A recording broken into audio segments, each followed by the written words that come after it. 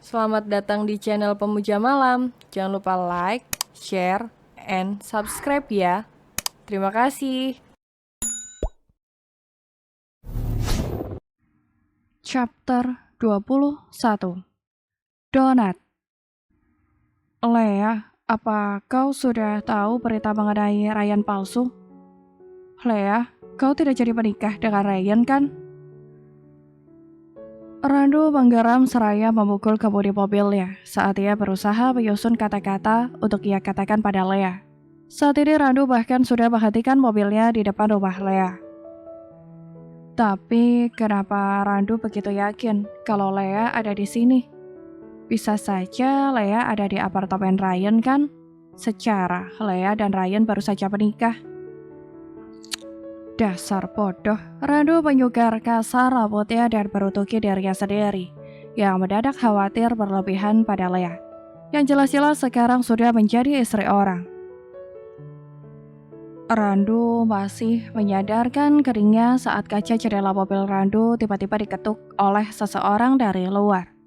Randu segera mengangkat wajahnya untuk melihat siapa yang baru saja mengetuk kaca mobilnya. Ya ampun, itu Rian yang mengenakan kemeja pantai warna biru cerah. Randu, kau sedang apa di sini? Tanya Rian yang suaranya hanya terdengar sangat pelan di telinga Randu. Segera Randu membuka kaca jendela mobil. Hai, sapa Randu seraya meringis pada Rian. Apa musim liburan baru saja dimulai? Tanya Randu lagi berbasa-basi pada Rian. Oh, aku baru mau pergi honeymoon sebenarnya, kekeh Rian yang langsung membuat Randu ternganga. Tadinya Randu pikir yang menikah pekan lalu adalah Lea, tapi ternyata Randu salah. Sepertinya Rian juga menikah pekan lalu, atau pernikahan Lea dan Rian digelar bersama. Kau sudah menikah juga, Rian? Selamat. Randu mengulurkan tangannya pada Rian untuk memberikan selamat. Terima kasih, mantan calon abang ipar. Jawab Rian seraya terkekeh. Randu ikut terkekeh dengan selorohan Rian. Sebenarnya aku menikah juga dadakan kemarin, karena Lea tiba-tiba membatalkan pernikahannya dengan Ryan. Rian bercerita sembari mengedikan bahu, namun Randu yang mendengar cerita Rian malah langsung kaget dan membelalakan kedua matanya. Lea dan Ryan tak jadi menikah. Selain kaget, ada sedikit perasaan lega juga yang menyusup di hati Randu sebenarnya. Kata Lea, Ryan tiba-tiba menghilang, tak ada kabar. Seperti saat mereka pertunangan kemarin, cerita Rian pada Randu. Seharusnya kau datang lagi kemarin untuk menggantikan calon suami Lea yang kabur. Seloroh Rian selanjutnya yang hanya ditanggapi Randu dengan raut wajah datar. Tapi aku yakin kau bukan pria bodoh yang mau dimanfaatkan lagi oleh Lea keras kepala. Tukas Rian lagi seraya menepuk punggung Randu. Rian, panggil Nona pada Rian yang masih asyik mengobrol bersama Randu. Iya, sahut Rian yang langsung berpamitan pada Randu karena ia harus mengejar pesawat. Hati-hati dan selamat honeymoon, ucap Randu pada Rian sebelum saudara kembar Lea itu meluncur ke bandara bersama Nona.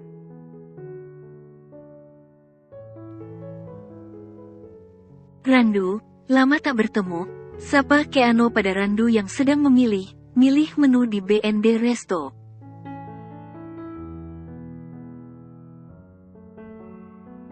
Selamat siang, Pak Manajer, balas Randu seraya terkekeh. Keano lalu memanggil seorang waitress untuk mencatat pesanan Randu. Setelah selesai membuat pesanan, dua pria itu kembali mengobrol.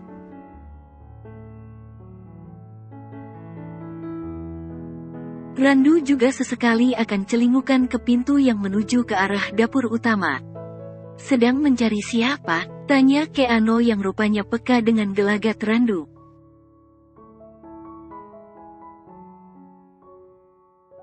Bukan siapa, jawab Randu seraya membenarkan posisi duduknya. Namun Randu dengan cepat terlonjak dan hampir memanggil seseorang yang memakai topi koki seperti milik Lea yang keluar dari dapur.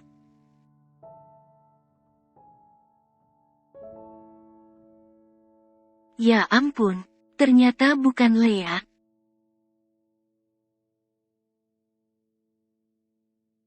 Untung Randu belum jadi memanggilnya. Kepala koki di sini sudah ganti? Tanya Randu akhirnya berbasa basi pada Keano.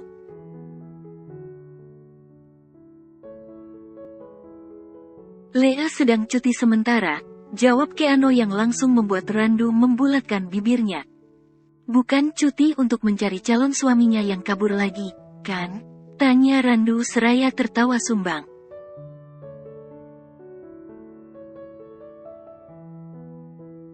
Tapi semoga Lea sudah melihat berita hari ini tentang kecelakaan yang menimpa Ryan Suryanto itu. Gumam Randu selanjutnya yang rupanya didengar juga oleh Keano.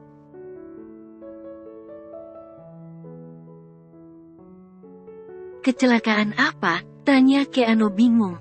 Kau belum tahu? Randu buru mengeluarkan ponselnya, lalu menunjukkan video tentang kecelakaan yang menimpa rumah Suryanto alias Ryan pada Keano.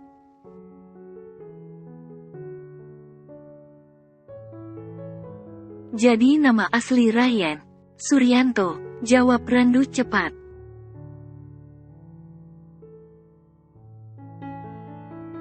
Pria itu benar penipu kelas kakap dan sepertinya dia juga sudah menipu Lea habisan, ujar Randu lagi menerka.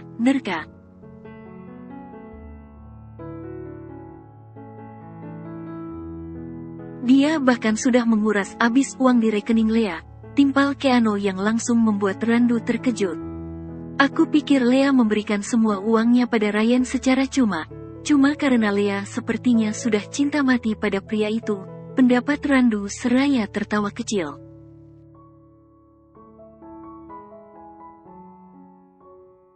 Lea sudah menyadari kebodohannya, Randu, tukas Keano menatap serius pada Randu.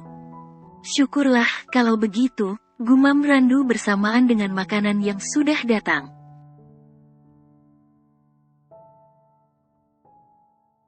Tadinya aku mencari Lea karena aku ingin memberitahu perihal Suryanto tadi.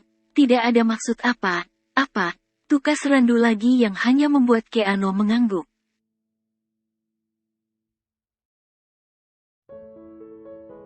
Keano lalu pamit dari hadapan Randu karena sepupu Lea itu ada keperluan.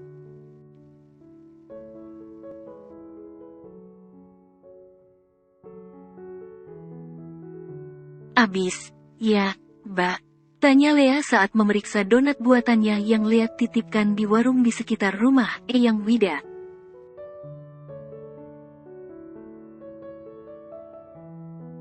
Abis, Lia, donatnya enak, jawab Mbak pemilik warung.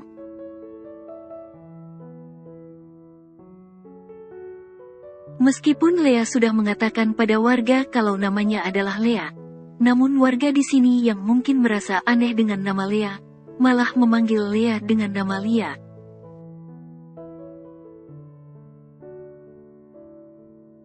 Sudahlah, Lea malas menjelaskan lagi.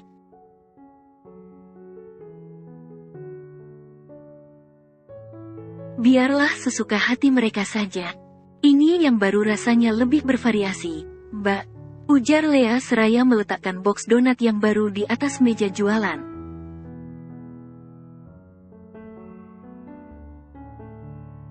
Walah, lah kok warni seperti pelangi.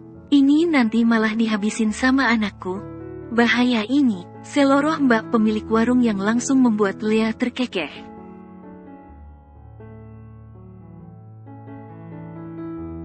Nanti Lea antar lagi yang baru kalau habis, Mbak. Lea kan produksi setiap hari, sahut Lea enteng seraya berpamitan.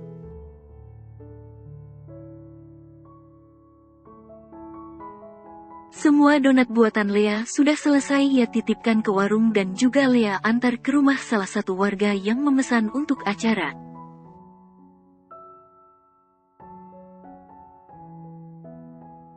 Sekarang Lea akan langsung pulang dan istirahat sebentar sebelum lanjut membuat donat lagi.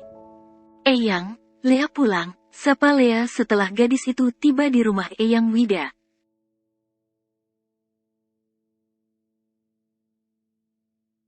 Lea kemudian duduk sebentar di teras seraya menatap pada hamparan kebun teh yang terlihat jelas dari teras Eyang Wida.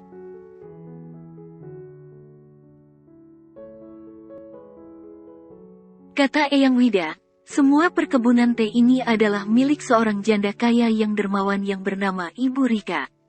Ibu Rika itu baik sekali pada warga di sini.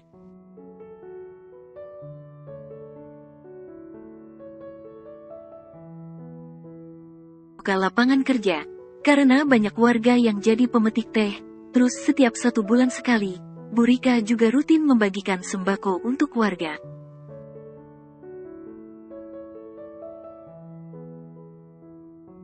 Cerita Eyang Wida pada Lea. Saat kali pertama Lea bertanya tentang hamparan perkebunan teh serta pemiliknya. Itu, villa besar yang di sana itu milik Ibu Rika juga.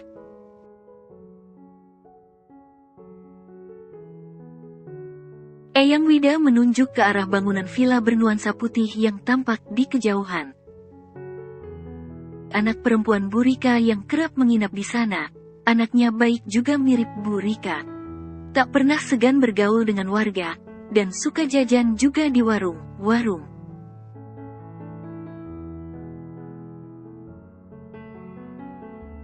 Cerita Eyang Wida seraya terkekeh. Keren sekali Bu Rika, bisa punya perkebunan teh seluas ini. Gumam Lea yang masih memandangi hamparan perkebunan teh.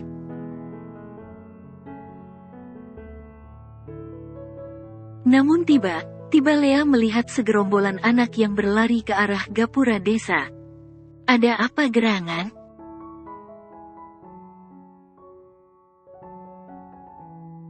Tak berselang lama, anak-anak tadi sudah kembali seraya membawa kaos di tangan masing-masing yang sepertinya adalah kaos baru dengan brand ternama.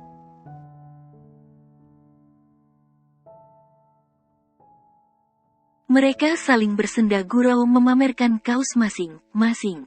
Lea jadi penasaran, mereka dapat kaos itu dari mana?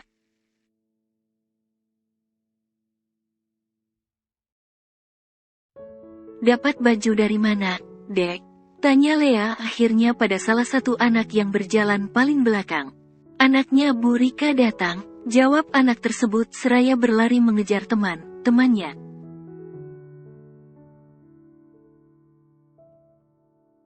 Ya begitu kalau anaknya Bu Rika atau Bu Rika datang.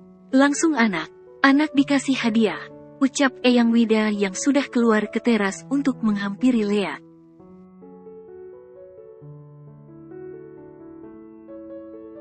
Mereka baik sekali, Eyang. Gumam Lea yang masih saja kagum pada sosok Bu Rika dan keluarganya. Memang.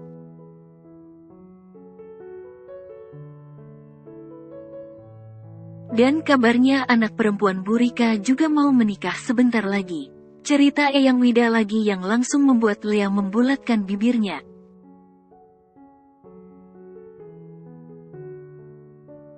Lea mau mandi dulu sebelum sore, Eyang. Takut airnya keburu dingin. Pamit Lea akhirnya seraya masuk ke rumah meninggalkan Eyang Wida yang masih betah duduk di teras.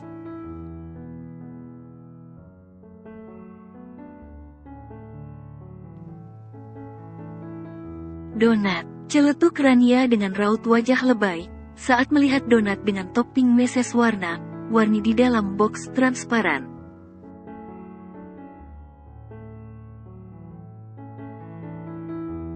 Mau, Baran, baru saja diantar.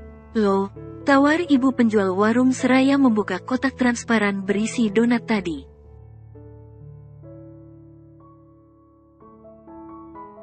Rania memang biasa dipanggil Mbak Ran di desa sini. Rania langsung mengambil 1 buah donat yang berhiaskan meses warna ungu, lalu menggigit dan mencicipinya.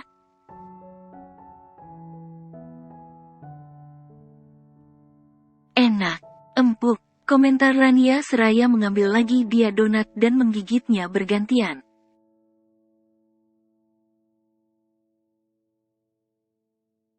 Yang bikin siapa ini, Bu?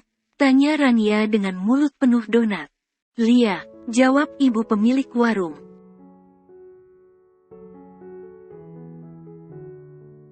Lia siapa? Tanya Rania bingung. Meskipun Rania tidak tinggal di desa ini, tapi hampir semua penduduk desa Rania kenal.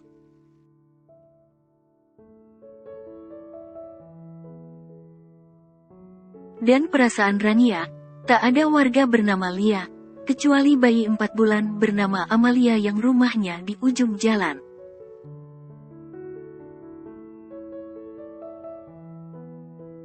Masa iya bayi 4 bulan bisa membuat donat? Cucunya Eyang Wida, jelas ibu pemilik warung akhirnya.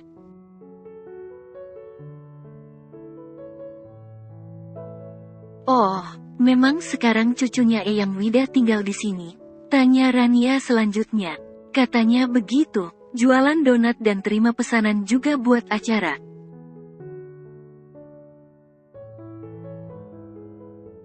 Tapi donatnya enak, Bu. Ini 1 kotak saya bisa habis sendiri. Kekeh Rania yang tak berhenti mencomoti donat di dalam box.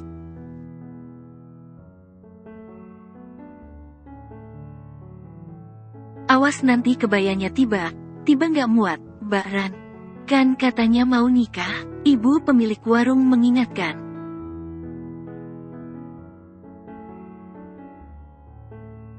Iya, Rania meringis lalu berhenti mengambil donat dari dalam box. Namun kemudian gadis itu merengut karena ia masih ingin makan donat.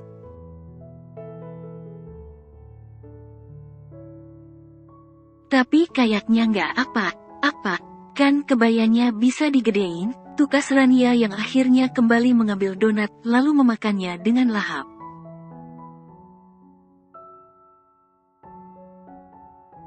Rania, sudah belum jajannya?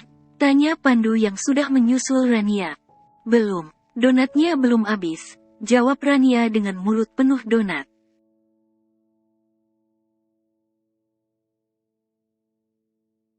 Ya ampun, cobain, Mas sayang, enak, loh. Rania menyuapkan 1 donat pada Pandu yang merupakan calon suaminya.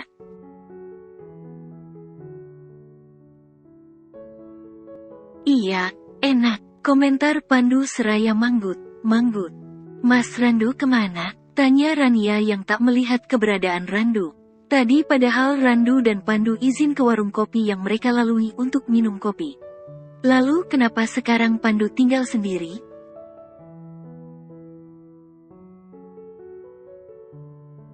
Mas Randu ketinggalan di warung kopi?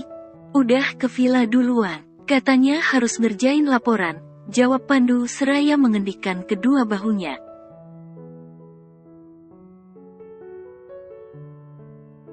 Kok ngerjain laporan? Rania berdecak tak senang. Disuruh liburan, malah ngerjain laporan.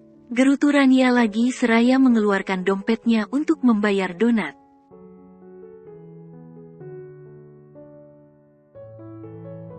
Berapa semua, Bu? Tanya Rania pada ibu pemilik warung.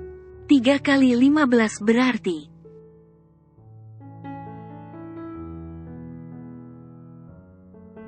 Rp45.000, Bu. Sahid Pandu cepat seolah sedang pamer kemampuan berhitungnya. Hah, anak SD juga bisa.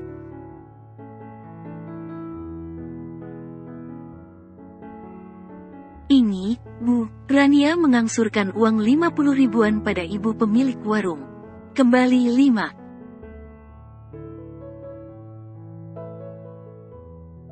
Tidak usah, Bu. Tolak Rania cepat. Ibu pemilik warung langsung tersenyum bahagia dan mengucapkan terima kasih. Tapi tolong pesankan donat lagi pada Lia. Ya, Bu. Ujar Rania selanjutnya pada ibu pemilik warung.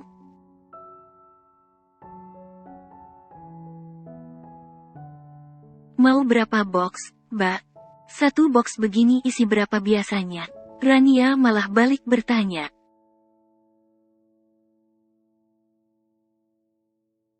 "20, jawab ibu pemilik warung. Dari Lia harganya 50.000 1 box, ujar ibu pemilik warung lagi.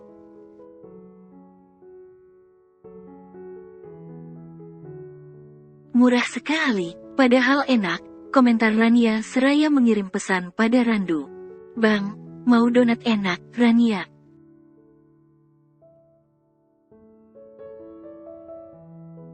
Rasa apa? Kalau coklat aku tidak mau, Randu. Meses, Bang, pelangi, warni, Rania. Mau, Belikan yang meses coklat, ya, Randu. Cek, ujungnya tetap rasa coklat, cibir Rania.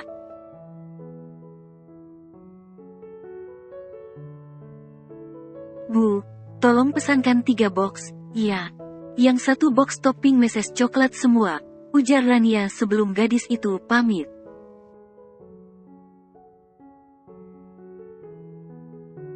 Siap, Mbak Ran, jawab ibu pemilik warung. Terus nanti mau diambil atau?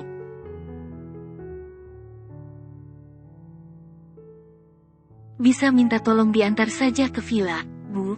Nanti bilang ke Lia kalau aku yang menyuruh. Tukas Rania pada ibu pemilik warung.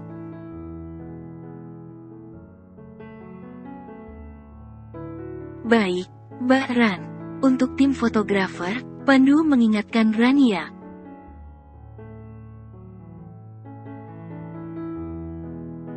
Ya ampun, Rania mengetuk keningnya sendiri karena lupa. Bu, donatnya tambah 3 kotak, ya. Rania kembali mengangsurkan uang untuk ibu pemilik warung.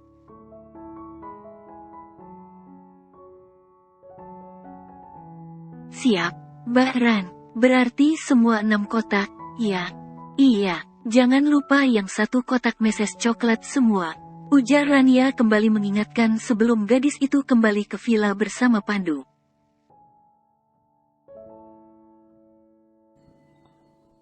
Bersambung.